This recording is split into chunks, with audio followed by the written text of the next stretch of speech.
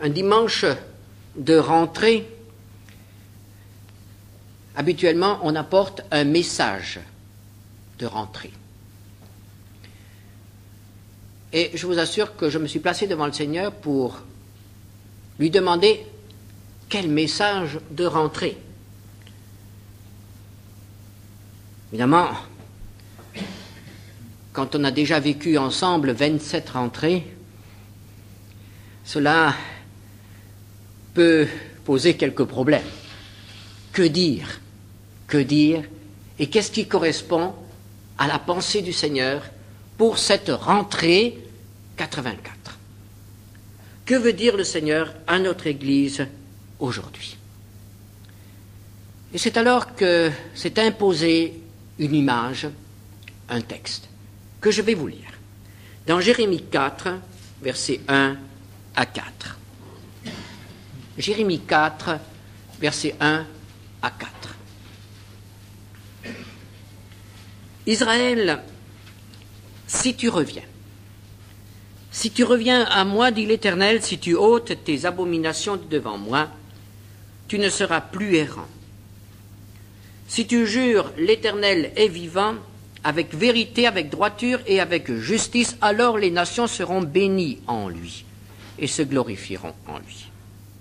Car ainsi parle l'Éternel aux hommes de Juda et de Jérusalem, défrichez-vous un champ nouveau et ne semez pas parmi les épines. Circoncisez-vous pour l'Éternel, circoncisez vos cœurs, hommes de Juda et habitants de Jérusalem, de peur que ma colère n'éclate comme un feu et ne s'enflamme sans qu'on puisse l'éteindre à cause de la méchanceté de vos actions. Le prophète Jérémie reprend ici un texte, une image que nous trouvons chez Osée, le prophète. Osée, chapitre 10, verset 12. Semez selon la justice, moissonnez selon la miséricorde, défrichez-vous un champ nouveau. Il est temps de chercher l'Éternel jusqu'à ce qu'il vienne et répande pour vous la justice. Osée a été envoyé par Dieu pour avertir son peuple d'Israël, le royaume du Nord, de l'imminence du jugement. Quelques années plus tard, Samarie était détruite et la population du pays était déportée. Un siècle plus tard, le même message retentit par la bouche de Jérémie, mais cette fois-ci à Jérusalem, la capitale du royaume du Sud. Jérusalem qui, quelques années plus tard, sera détruite et dont la population sera déportée.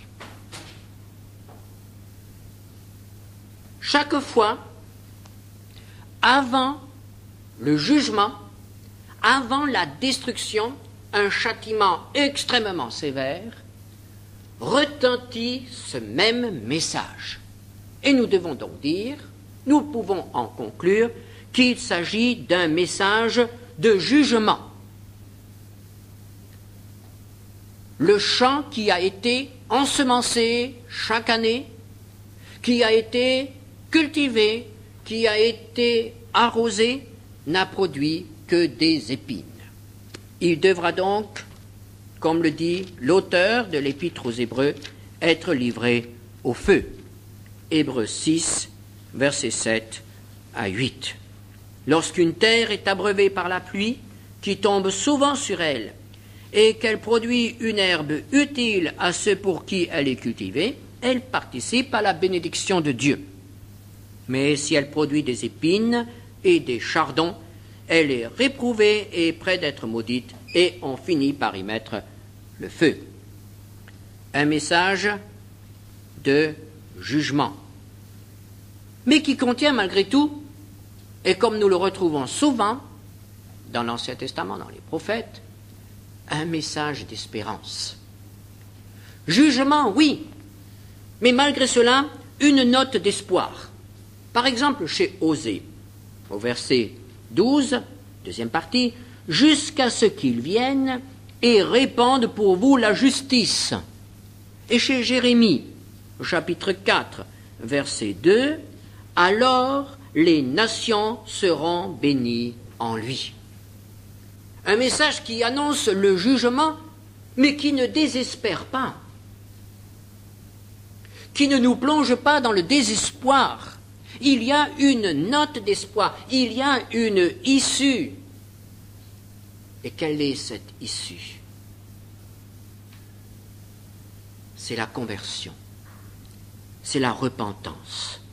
Osée 10, verset 12, « Il est temps de chercher l'Éternel. » Jérémie 4, verset 1, « Israël, si tu reviens à moi. » C'est un appel à la repentance, un appel à la conversion. Il y a encore un délai de grâce, il y a une possibilité d'échapper aux conséquences des fautes du passé, il y a une possibilité pour un nouveau départ. Le peuple est à une croisée des chemins. Ses crimes, ses désobéissances obligent Dieu d'annoncer le châtiment. Mais s'il se repent, s'il revient au Seigneur, le châtiment sera repoussé.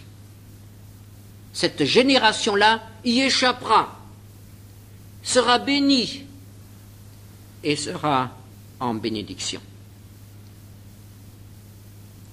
Mais il faut que le changement soit profond. Il ne s'agit pas de changer d'habitude, d'adopter des habitudes religieuses. Il ne s'agit pas d'une conversion, d'une repentance de façade superficielle. Il ne s'agit pas même d'une repentance provoquée par la peur, dans le désir d'échapper au châtiment. Il faut que ce soit profond. Et Jérémie emploie une autre image. Au chapitre 4, verset 4, il dit « Circoncisez-vous pour l'Éternel, circoncisez-vous, circoncisez vos cœurs. » Les Juifs mettaient leur espoir dans la circoncision. Ils sont les descendants d'Abraham. Dieu est leur allié. Il ne leur arrivera rien. Et Dieu leur dit, cette circoncision-là ne sert à rien, ne pourra pas vous protéger de ma colère. Il faut une autre circoncision. Il faut que le couteau touche le cœur. Il faut que quelque chose touche le cœur. Et que dans le cœur, il y ait une transformation radicale. Alors, un nouveau départ sera possible. Alors, la bénédiction sera là. Alors, vous serez en bénédiction. La rentrée, c'est peut-être cela pour certains d'entre nous. Dieu voudrait que le cœur soit touché.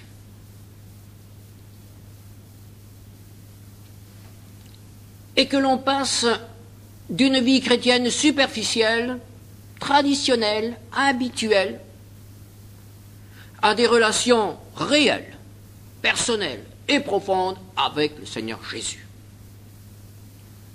La rentrée, c'est peut-être un appel à la conversion. Sommes-nous tous réellement convertis ce matin dans cette salle? Ou sommes-nous tout simplement des personnes qui s'intéressent aux choses religieuses ou qui viennent ici par habitude? Sommes-nous convertis? Avons-nous permis au Seigneur d'aller au fond de notre cœur, de couper là-dedans, de mettre le couteau sur la plaie de notre égoïsme, de notre orgueil, de notre moi? est-ce que nous lui avons permis de briser cela pour qu'un nouveau départ puisse avoir lieu? Ah, comme l'année qui commence pourrait être différente pour ceux d'entre nous qui, ce matin, réalisant qu'ils n'appartiennent pas vraiment au Seigneur de cœur, se donnent à lui. Un vrai départ. Un vrai départ avec le Seigneur et pour le Seigneur.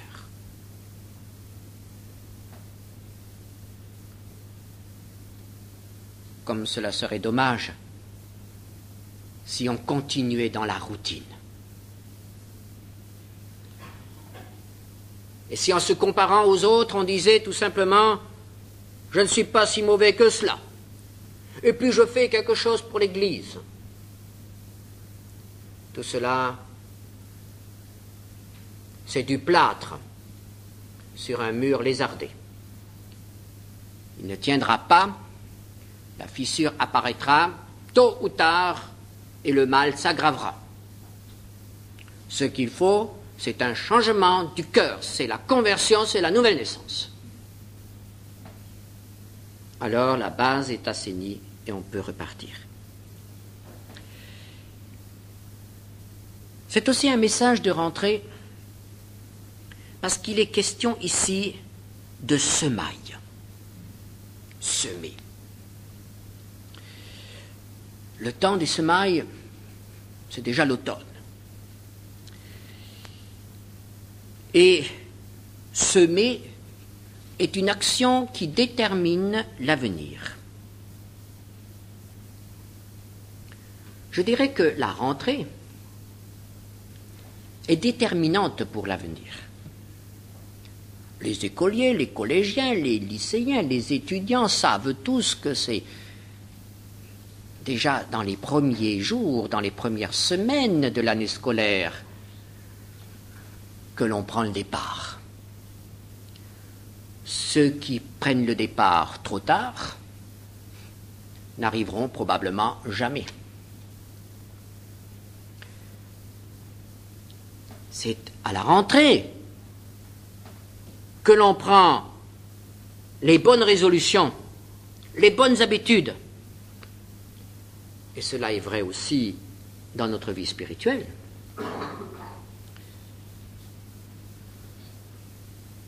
Presque tout le monde parmi nous a pu jouir de quelques jours de vacances cet été. Même si vous n'avez pas pu quitter Marseille, il y a quand même eu un petit ralentissement dans les activités.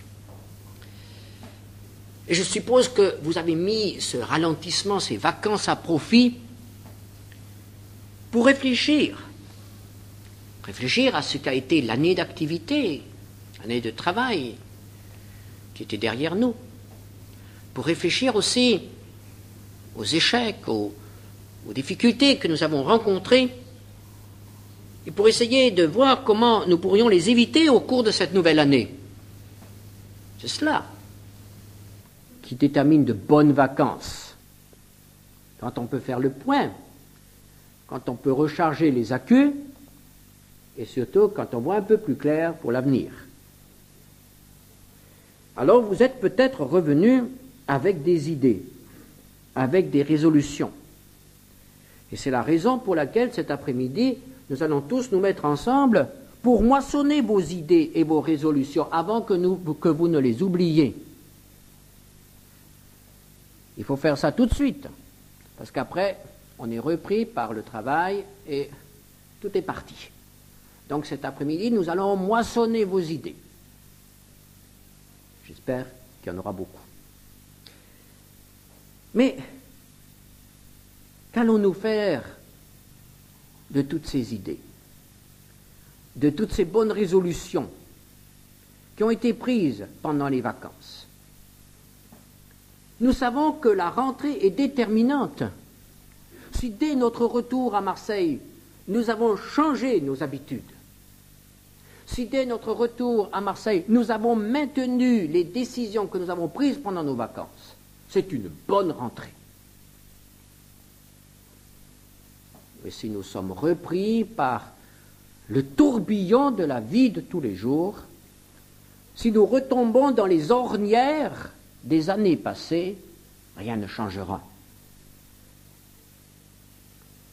C'est à la rentrée, c'est au temps des semailles que l'on détermine ce que sera l'année qui vient. Le prophète prend l'image des semailles. C'est une très belle image. Elle est reprise très souvent dans la parole de Dieu. Les semailles. L'apôtre Paul en parle aussi dans Galates 6. Galates chapitre 6, versets 7 et 9. Ne vous y trompez pas. On ne se moque pas de Dieu. Ce qu'un homme aura semé, il le moissonnera aussi. Celui qui sème pour sa chair moissonnera de la chair la corruption, mais celui qui sème pour l'esprit moissonnera de l'esprit la vie éternelle. Ne nous lassons pas de faire le bien, car nous moissonnerons au temps convenable si nous ne nous relâchons pas. Il y a deux manières de semer, pour la chair et pour l'esprit. Et nous retrouvons ces deux manières dans les prophètes. Par exemple, Osée, au chapitre 10, verset 13, nous dit « Vous avez cultivé le mal ». Il s'agit donc d'un peuple qui a semé le mal, qui a semé la méchanceté.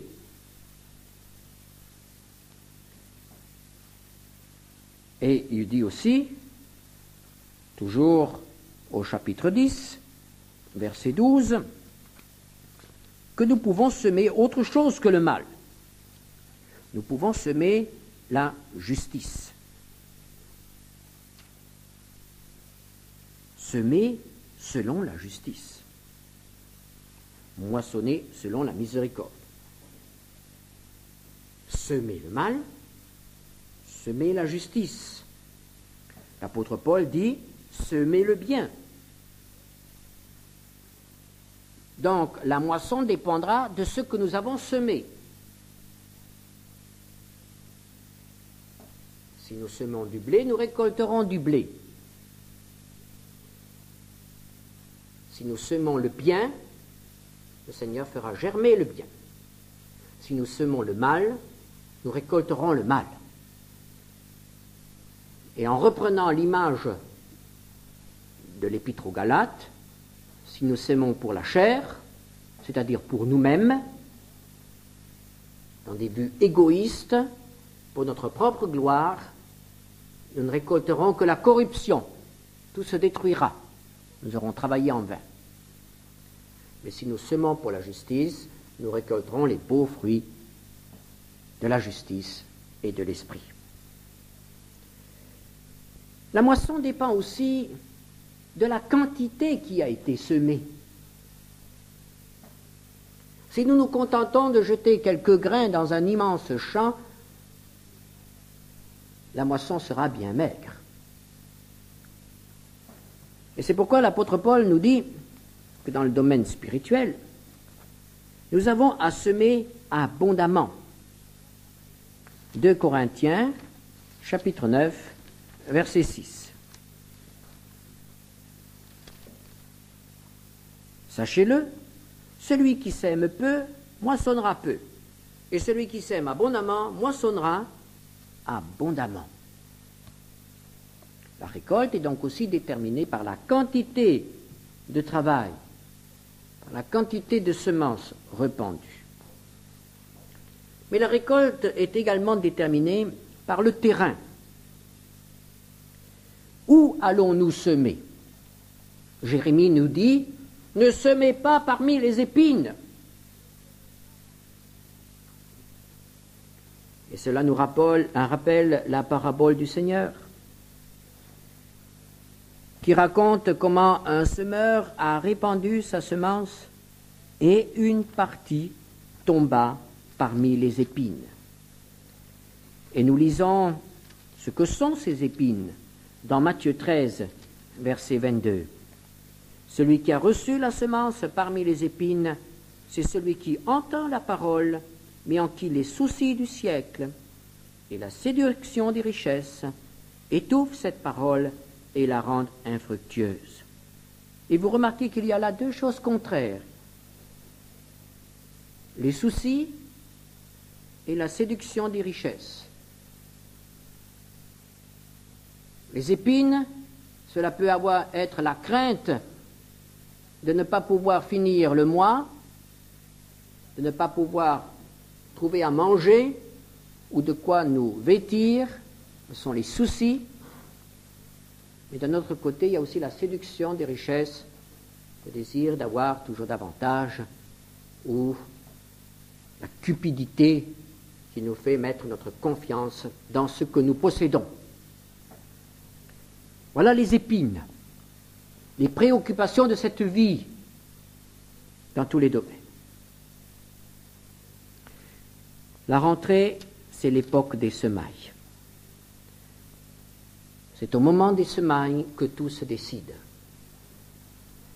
La qualité de la semence, la quantité répandue et le lieu où elle est répandue détermineront la qualité de la moisson. Et dans la vie spirituelle, il en est de même.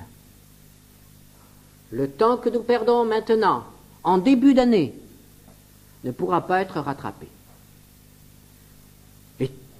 Les semaines passent très vite et nous serons bientôt à la fin de l'année scolaire, à la fin de l'année d'activité de l'Église aussi. Aurons-nous, ce jour-là, la joie d'avoir récolté le fruit de notre travail? Ou bien serons-nous désolés parce que nous aurons travaillé pour du vent, pour rien? Mais dans ce texte, il y a encore un autre message pour la rentrée. Défrichez-vous un champ nouveau. Il y a là un appel à la conquête, un appel à aller de l'avant, des conquêtes pour l'évangélisation, d'une manière générale, pour la mission dans le monde, pour le témoignage dans cette ville, mais aussi un appel à aller de l'avant dans notre vie personnelle.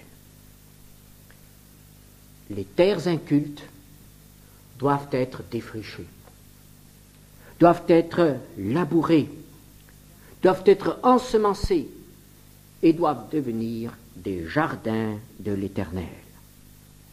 Y a-t-il des domaines incultes dans notre vie? Y a-t-il des dons que le Seigneur nous a confiés et que nous n'utilisons pas pour sa gloire?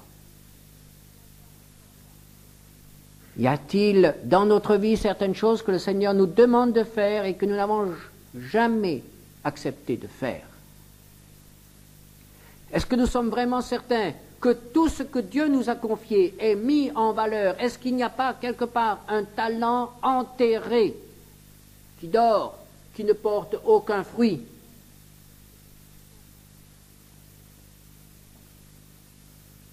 Est-ce que la main de notre Seigneur peut parcourir tout le clavier de notre vie? Ou est-ce que nous lui avons interdit certaines notes, certaines touches?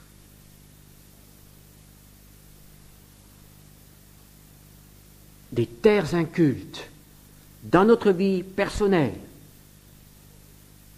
Cela peut être dans notre vie de prière.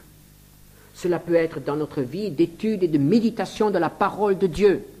Le Seigneur nous a donné le plus grand des trésors. Qu'en faisons-nous? Est-ce que nous le parcourons superficiellement, lisant rapidement un chapitre de la Bible pour pouvoir dire que nous avons fait notre recueillement et que nous lisons notre Bible tous les jours et que nous tenons le calendrier de la Ligue pour la lecture de la Bible ou quelques calendriers que nous suivions? Ou bien est-ce que nous nous plongeons dans la parole de Dieu pour en retirer la nourriture dont nous avons besoin, le lait et les aliments solides, le miel, qui feront de nous des ouvriers que Dieu pourra employer pour toute bonne œuvre? Y a-t-il des terres incultes dans notre vie spirituelle? même si nous connaissons le Seigneur depuis 10 ans, 20 ans et 30 ans et même plus.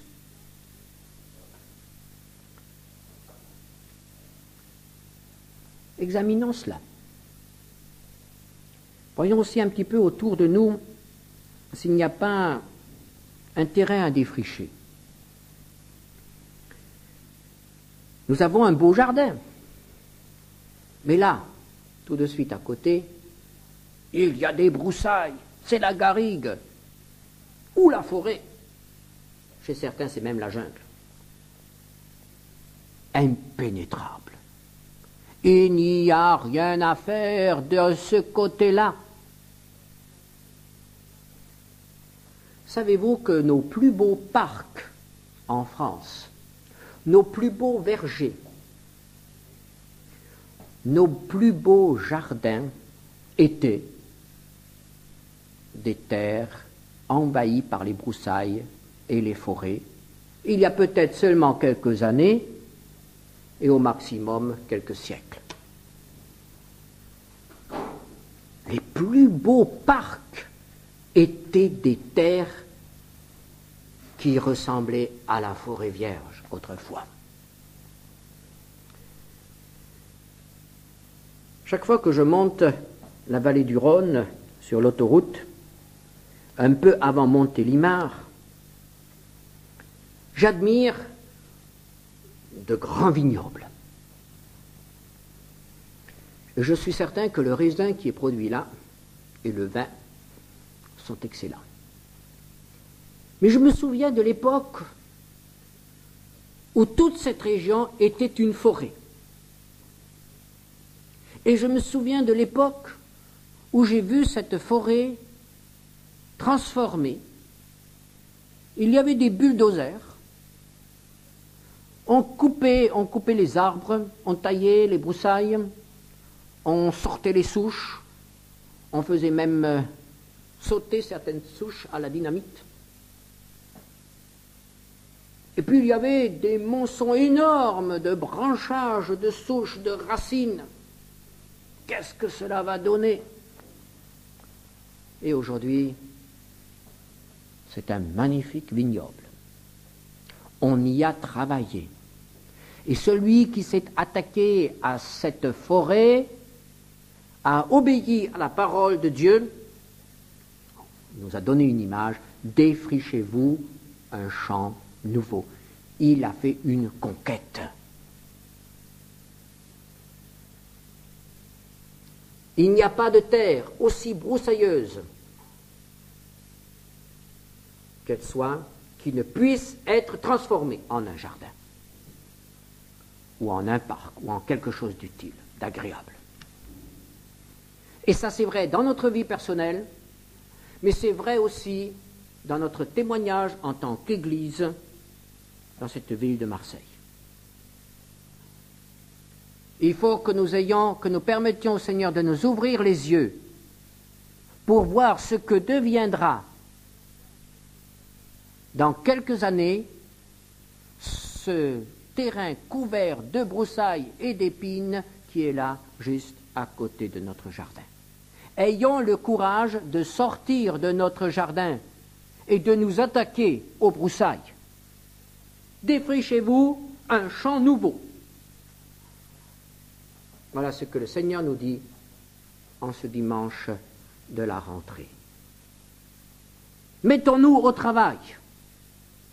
Demandons-lui de nous ouvrir les yeux pour que nous ayons la vision des conquêtes que nous pourrons accomplir pour lui.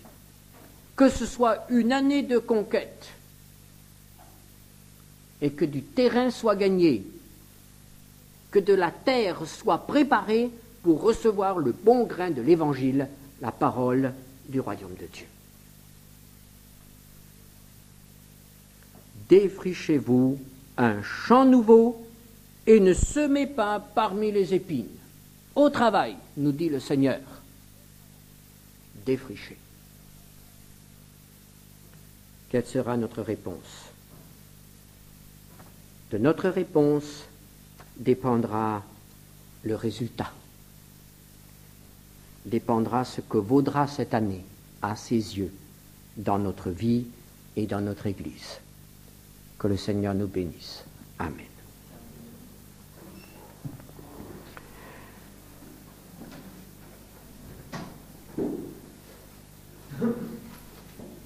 Nous te remercions, Seigneur, de ce que tu nous donnes un mot d'ordre pour cette année et de ce que tu es aussi prêt à nous montrer ce que représente ce champ à défricher pour nous personnellement.